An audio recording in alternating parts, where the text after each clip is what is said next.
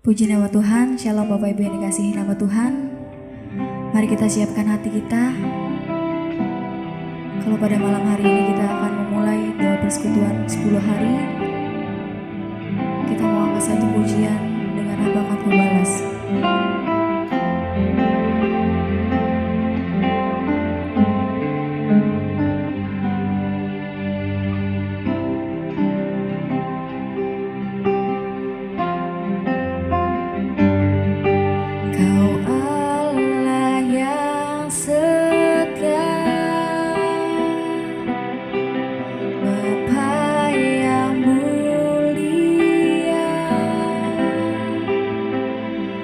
See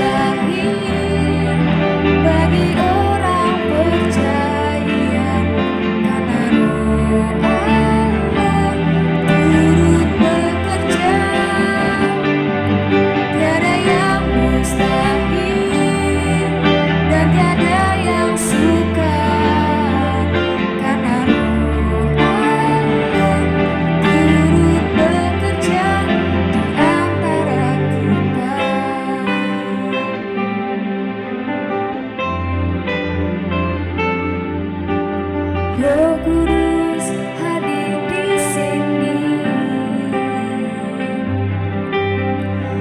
mengalir di bait suci. Perkara ajaib pun terjadi, kuasa mujizat nyata, karena Roh Allah sedang bekerja. Tiada yang mustahil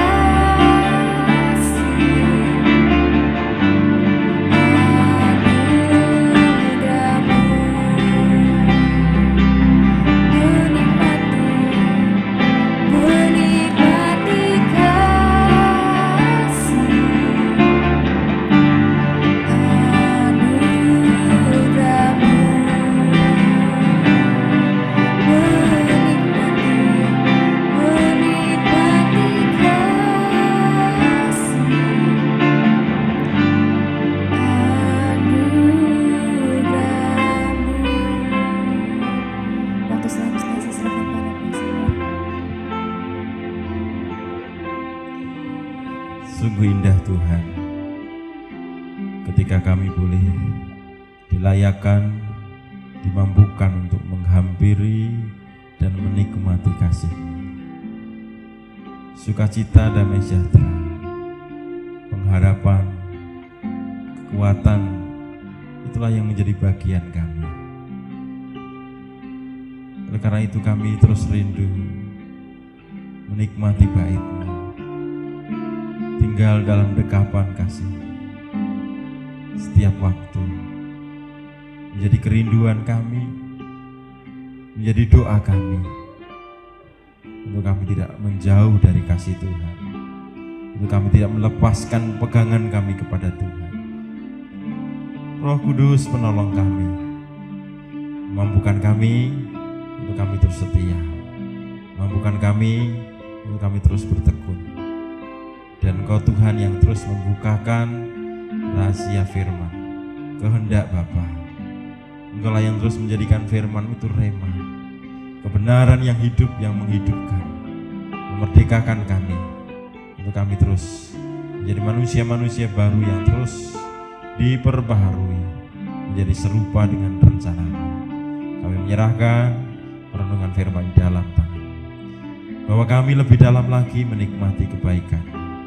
Dan sementara kami merenungkan firman, Roh Kudus Engkau terus berkarya, melawat, menjamah setiap umat-Mu yang hari ini membuka hati, yang hari ini menyediakan diri untuk merenungkan firman, untuk tinggal dalam bait-Mu.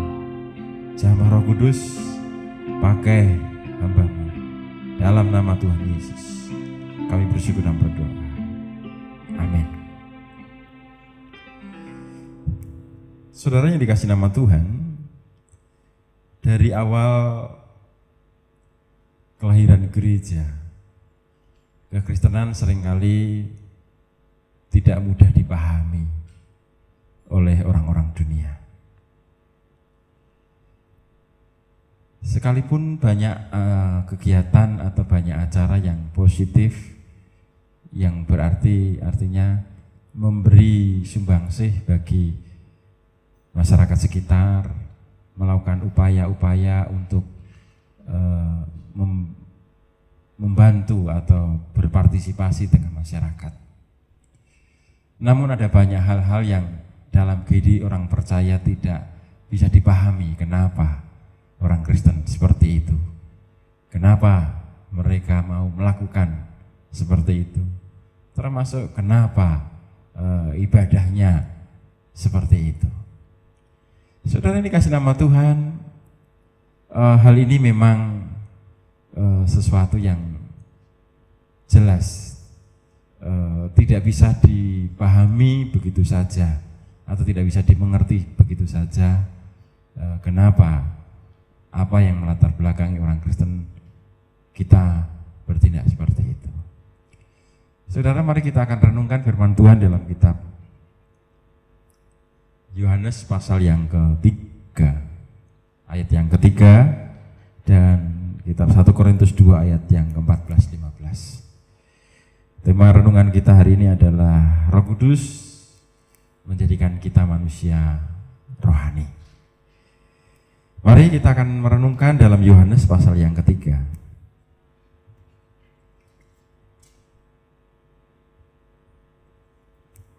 Dikatakan demikian, Yohanes pasal 3 ayat yang ketiga.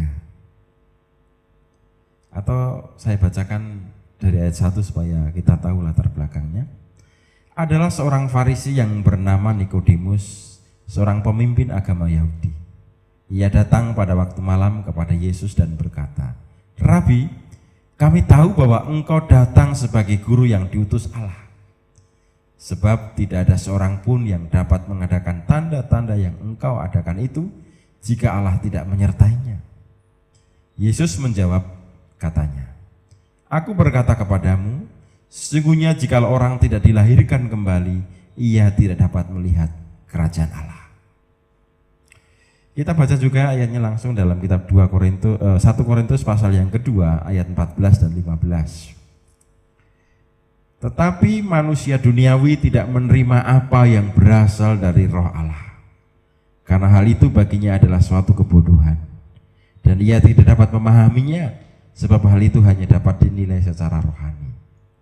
Tapi manusia rohani menilai segala sesuatu, tapi ia sendiri tidak dinilai oleh orang lain. Saudaraku, dari ayat-ayat yang kita baca ini kita tahu bahwa untuk kita bisa mengerti kerajaan Allah, perkara-perkara rohani, termasuk kehendak Allah dan juga kebenaran Allah, tidak mudah atau tidak serta-merta setiap orang bisa memahami, bisa mengenal kebenaran dan kerajaan Allah, atau bisa menilai segala sesuatu secara rohani. Inilah yang seringkali membuat salah paham karena perbedaan pandangan, ketidakmengertian dari sebagian orang tentang perkara rohani, sehingga semuanya dinilai secara duniawi, semua dinilai secara lahiriah. Jelas itu tidak akan ketemu.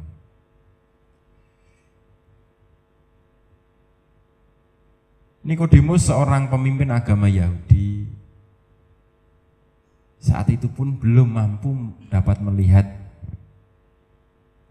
dengan jelas apa yang terjadi. Nikodemus hanya mampu melihat Yesus ini lain. Yesus tidak seperti guru-guru yang lain. Yesus ada nilai plusnya, yaitu Yesus bisa mengadakan mujizat-mujizat. Tapi hanya baru taraf segitu atau sampai di situ, bahwa Yesus lebih daripada yang lain karena Yesus bisa mengadakan mujizat. Belum sampai bisa melihat bahwa Yesus adalah pribadi Allah sendiri yang mencari manusia, yang datang ke dalam dunia untuk menyelamatkan manusia. Karena memang hanya karena karunia roh, hanya karena Tuhan sudah membukakan dan menyingkapkan. Ada satu ayat mengatakan, jikalau seseorang berbalik kepada Tuhan, bertobat, maka selubung itu dibukakan, sehingga dia bisa melihat apa yang selama ini tidak bisa dilihat. Suatu ketika ada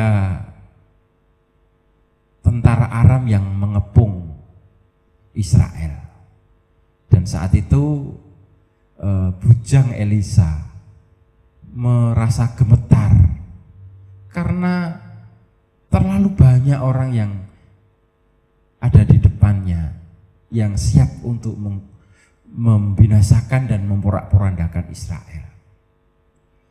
Tapi kemudian Elisa mengatakan kepada Elia, sebelumnya Elisa berdoa kepada Tuhan, Tuhan bukakanlah, singkapkanlah apa yang tidak dipahami oleh bujang Elisa ini. Dan benar, setelah Elisa selesai berdoa, dia membukakan, menyingkapkan apa yang tidak bisa dilihat oleh bujang Elisa.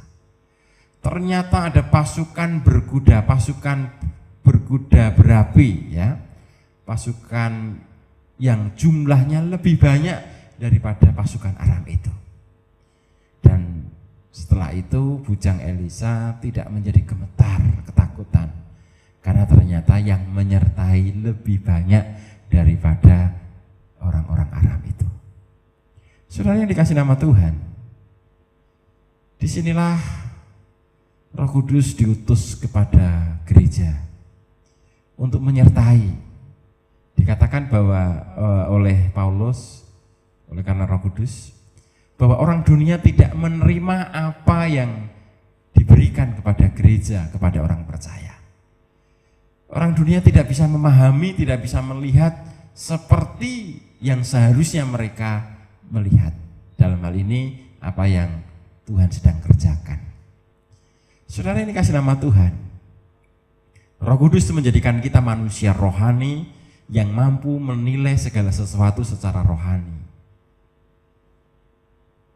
Kita menilai segala peristiwa bukan hanya ansih peristiwa itu kejadiannya bagaimana, akhirnya seperti apa. Tapi ada nilai-nilai rohani, bahkan ada kehendak Tuhan, ada maksud Tuhan, ada rencana Tuhan dalam setiap peristiwa atau perkara. Dan disinilah peran Roh Kudus membukakan, menyingkapkan, memberitahukan kepada kita. Oleh karena itu saudaraku yang dikasih nama Tuhan, disinilah sesungguhnya kunci keberhasilan dalam sebuah pelayanan, dalam sebuah pengiringan kita kepada Tuhan. Tuhan mengutus pada murid-muridnya hanya berbekalkan sebuah perintah untuk memberitakan Injil, untuk pergi, untuk diam, untuk tinggal di tempat orang menerima. Tidak boleh membawa bekal yang banyak. Bahkan saat itu Tuhan juga mengatakan jika ada orang yang akan meminta pertanggungjawaban, jangan takut, karena pada waktu itu Roh Kudus juga akan menyingkapkan atau mengungkapkannya kepadamu.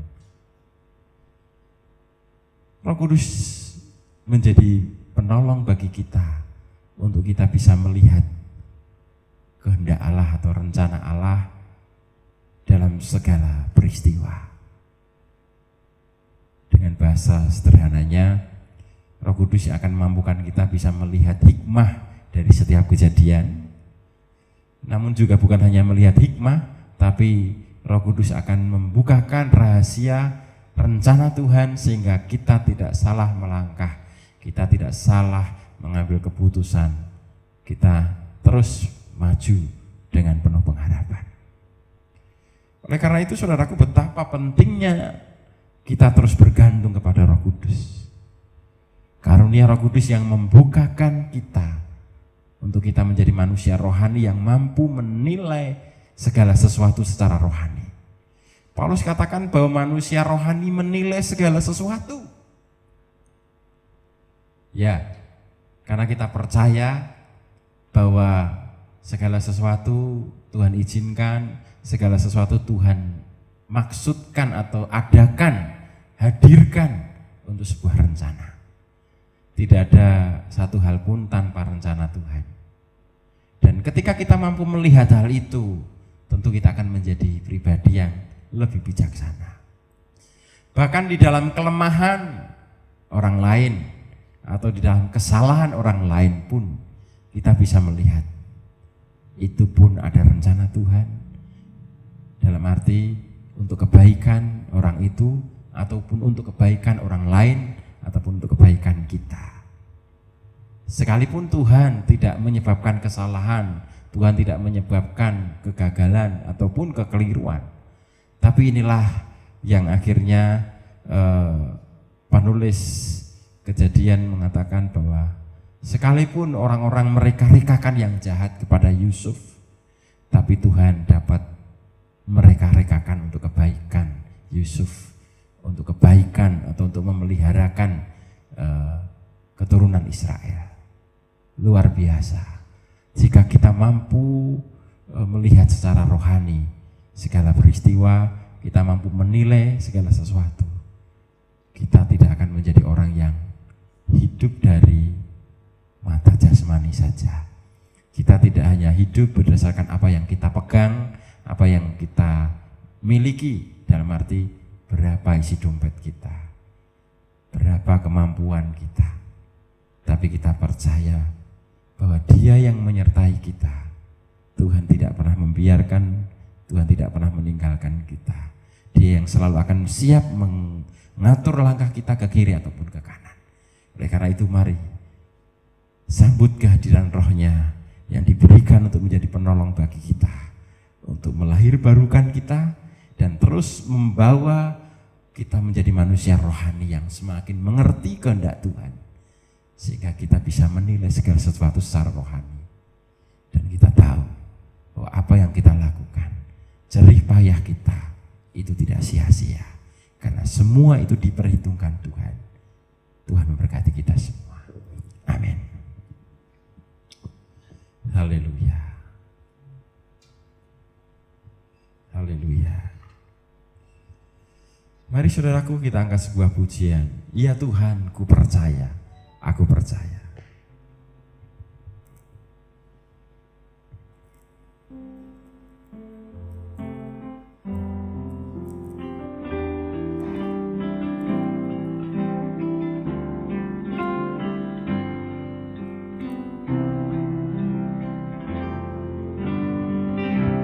Ya Tuhan, ku percaya, aku percaya. Lewati lembah air mata, aku percaya.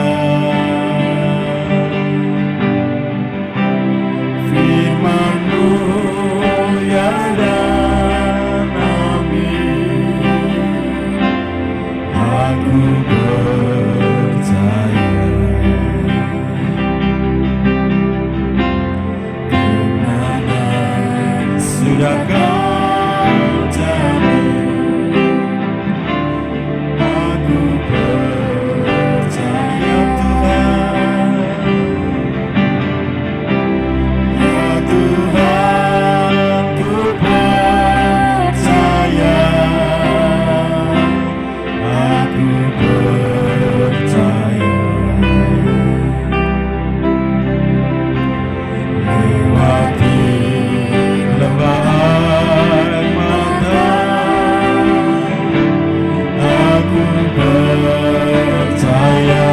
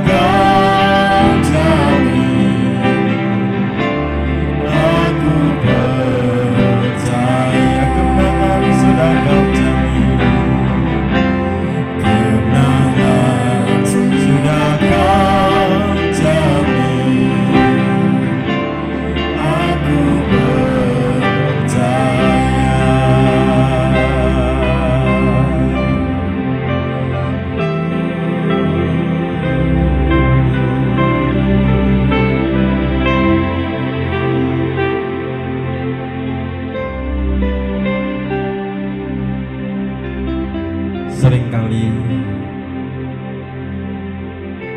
mata ini begitu mempengaruhi kita.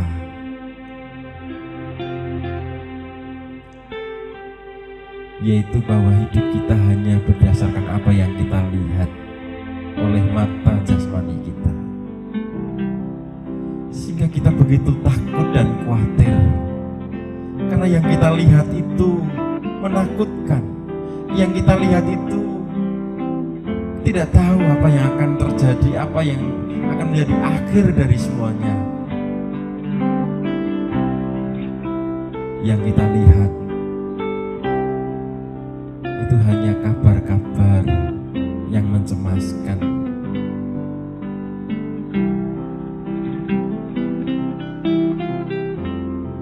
Tidak heran jika damai sejahtera itu hilang. Jikalau ketenangan itu mulai menyingkir dari hidup kita.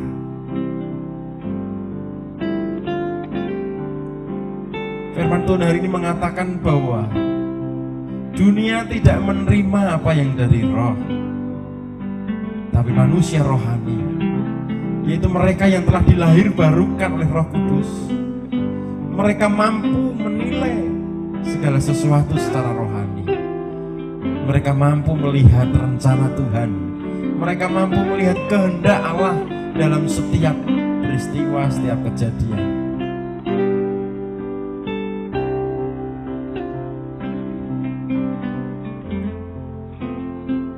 Kita mampu melihat bahwa Tuhan berdaulat. Tuhanlah yang memegang kendali atas apapun yang terjadi dalam dunia ini. Sehingga kenapa kita harus takut? Kenapa kita harus khawatir?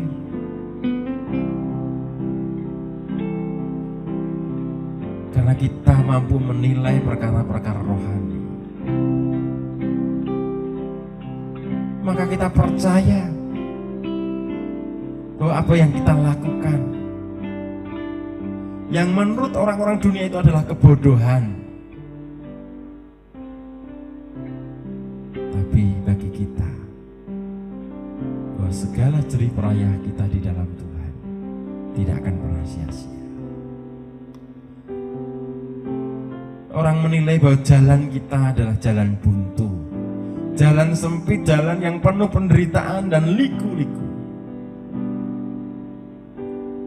Tapi dalam jalan sempit itulah ada kehidupan, ada terang yang sejati. Oleh karena itu, mengapa kita harus melepaskan Yesus? Mengapa kita tidak setia?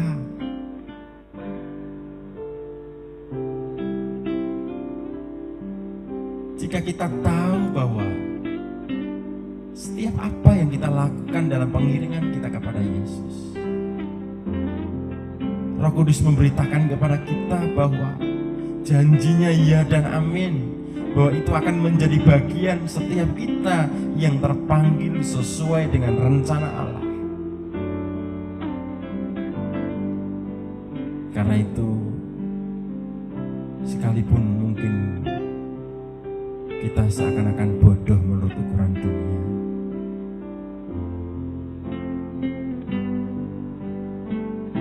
sekalipun menurut ukuran hitung-hitungan kita rugi, kita telah banyak melakukan pengorbanan yang tidak perlu, tapi kita tahu, kita bisa menilai bahwa siapa yang menabur, mereka yang akan menuai. Mari saudaraku, sekali lagi naikkan pujian ini. Ya Tuhan, ku percaya. Aku percaya kepada Tuhan, bukan percaya kepada mata penglihatanku, tapi aku percaya kepada firman-Mu ya dan amin.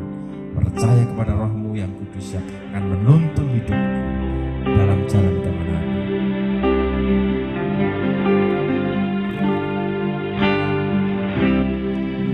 Tuhan, ku percaya,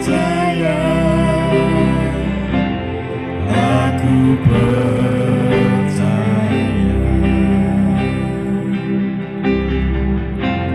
Lewati lembah air mata,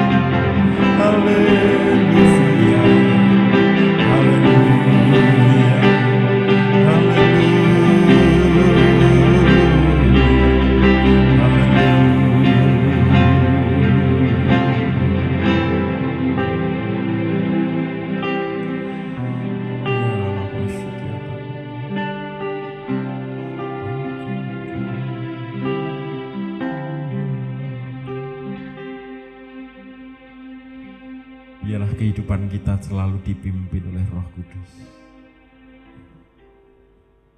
yang mampu membuat kita mampu melihat perkara-perkara rohani yang menjadi kehendak Bapa. Sekalipun mungkin kita dianggap bodoh, kita dianggap ketinggalan oleh dunia, tapi kita memilih pilihan yang tepat yang akan membawa kita kepada kebaikan, yang akan membawa kita kepada perkenanan Allah itu. Roh Kuduslah yang mampu membuat kita mengerti kebenaran firman. Oleh karena itu mari kita terus bergantung kepada Dia. Tanpa Roh Kudus kebenaran firman hanya hurufiah, perkataan-perkataan yang tidak berkuasa, mengubahkan. Tapi ketika Roh Kudus membukakan selubung, ketika Roh Kudus memeteraikan atau membukakan kebenaran firman, maka kita bisa melihat kebenaran itu hidup dalam kita. Oleh karena itu biarlah kita terus bergantung kepada belas kasih.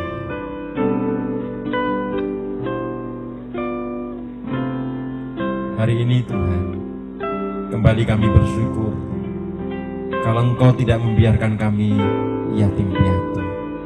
Engkau tidak membiarkan kami hanya berjalan mengandalkan pikiran, pengertian dan penglihatan kami saja. Tapi Engkau memberikan Roh Kudus yang akan selalu memimpin kami, bahkan memampukan kami melihat sebagaimana kehendak Tuhan. Kami boleh memiliki cara pandang Kristus, cara pandang kerajaan Allah.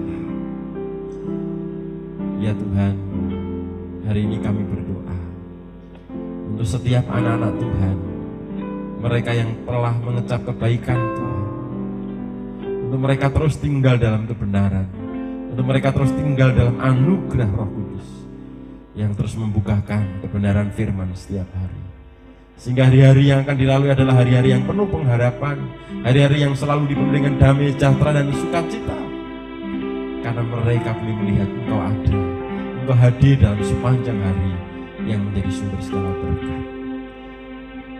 Hari ini kami juga berdoa, biarlah karya Roh Kudus itu terus memakai gereja untuk kami terus menjadi alat-alat kerajaan, membawa terang di tengah kegelapan dunia, untuk kami menjadi saksi Tuhan.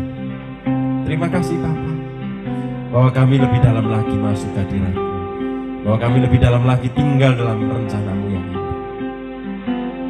Hari ini kami berdoa untuk setiap jemaat-jemaat Tuhan, mereka yang bergumul dengan persoalan-persoalan hidup rumah tangga, persoalan-persoalan pekerjaan, persoalan-persoalan usaha, mereka yang mungkin mengalami kebuntuan, kelesuan, kejenuhan. Engkau yang terus menyingkapkan dan membukakan apa yang menjadi kehendak-Mu, apa yang menjadi rencana Tuhan, sehingga mereka boleh menemukan terobosan yang baru, mereka boleh menemukan hikmat yang daripada Tuhan, sehingga mereka dapat keluar dari setiap persoalan, mereka dapat menemukan inovasi, mereka boleh menemukan terobosan baru, transformasi yang daripada Tuhan, yang memulihkan cara pandang, yang memulihkan seluruh kehidupan umat Tuhan. Kami terus berdoa di dalam nama Tuhan Yesus Kristus. Mereka yang mengalami kelemahan tubuh, mereka yang mengalami keputusasaan, jamah Tuhan, bahwa Engkau adalah sumber segala kehidupan, Engkau lah sumber segala pengharapan. Biarlah mereka boleh melihat pengharapan itu hanya di dalam Yesus Kristus. Terima kasih Tuhan, kami bersyukur hanya dalam nama Tuhan Yesus Kristus. Bapak Ibu Saudaraku yang dikasihi nama Tuhan, setelah kita bersama-sama hampiri kasih karunia Tuhan, mari kita akan terus senantiasa tinggal dalam rencana Tuhan. Karena itu, biarlah berkat Tuhan memenuhi kehidupan, hikmat dan pengertian Allah Roh Kudus terus menaungi engkau. Berkat damai sejahtera Tuhan Yesus tinggal dalam kehidupan, penghiburan Roh Kudus, pendampingan Roh Kudus, pimpinan Roh Kudus yang nyata menyertai engkau mulai hari ini sampai selama-lamanya. Tuhan memberkati kita semua.